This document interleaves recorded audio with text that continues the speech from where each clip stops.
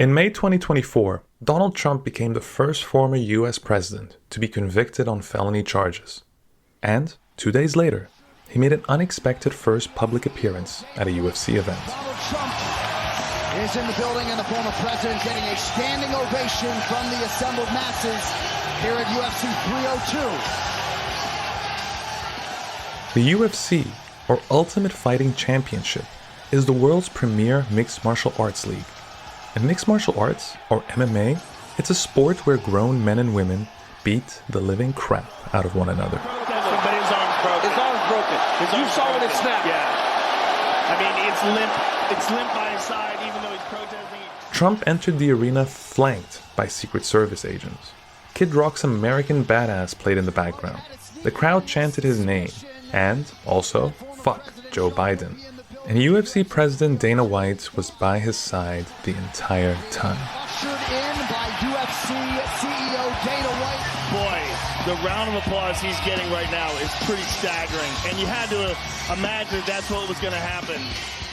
Now you would think that it would be politically risky for the UFC to host the former president, just days after he became a felon, and in the middle of his roller coaster 2024 campaign.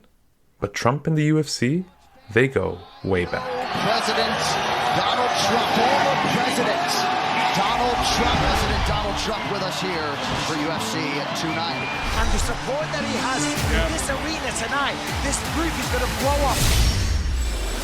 The former president and the UFC have a relationship that spans decades.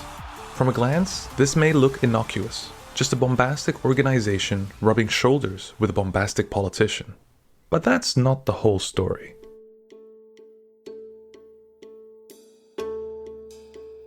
This is In the Red Corner, a 3-part audio series about the UFC, Donald Trump, and the violent politics that unite them. I'm Karim Zidan. I'm an investigative reporter, and I've spent the last decade covering the intersection of sports and politics. I've uncovered stories about corruption and authoritarianism, and how some of the world's most notorious dictators use sports as a means to gain power and control. And I'm here to tell you that the relationship between Trump and the UFC is a story I've seen before. One where strong men love buddying up to strong men. On In the Red Corner, we're going to unpack the relationship between Trump and the UFC. We'll go back to the league's inception and explain how Trump gave the UFC legitimacy as politicians tried to shut it down. We'll hear how the UFC helped Trump's presidential campaigns and tapped championship fighters to help boost his allure. And we'll discuss what MMA had to do with the January 6th Capitol insurrection, and how the UFC still doubled down on Trump and rehabilitated his image running up to the 2024 election.